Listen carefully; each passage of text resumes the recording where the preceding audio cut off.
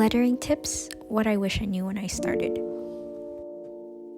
Hello, welcome to today's video. I wanted to share some lettering tips that I have which will hopefully help you with your lettering. I even made a little outline, so let's get started.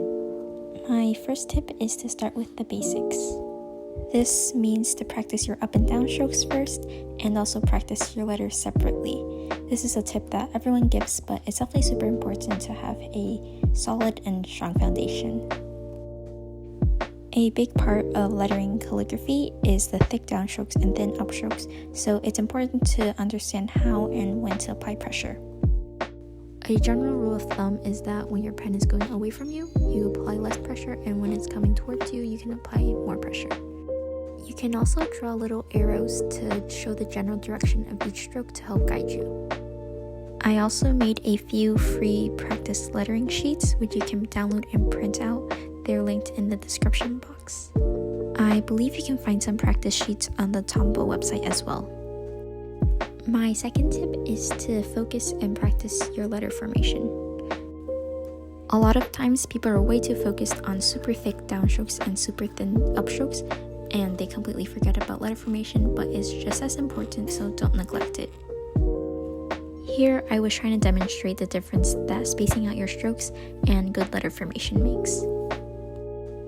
Of course, everyone has different tastes and styles, but in general, good letter formation is necessary for whatever style you're trying to achieve.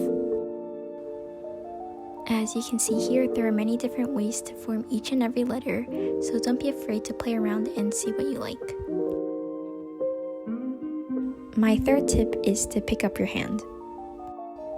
As straightforward as this may seem, it is easy to get caught up in the lettering and forget to pick up our hands.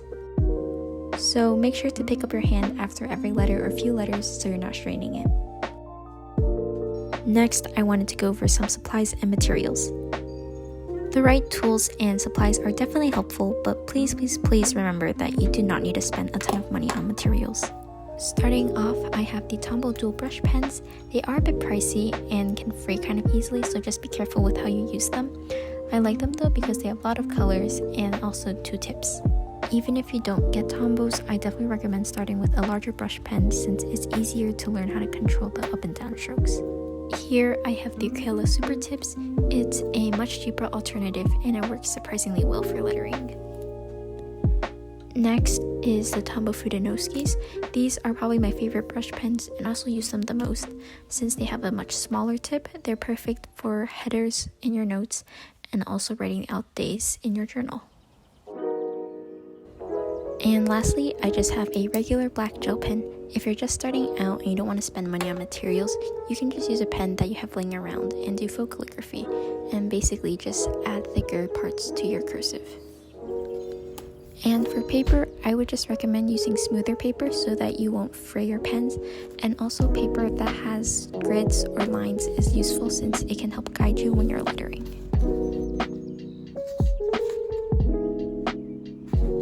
And my last tip is to find inspiration and experiment. Finding inspiration is really helpful, and by seeing what other people do, you can figure out what you gravitate towards and what your style is. This is the fun part of lettering, and you get to show off your unique style through the different elements that you incorporate into your lettering.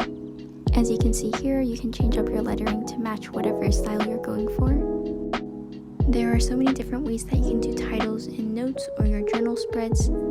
As you can see here, I was just mix and matching different elements for various lettering designs. I only showed simple outlines and shadows here, but you can always blend colors and also do white accents for your lettering. You can also try out digital lettering if you have access to that. And here are some examples of styles and different lettering designs that you can do.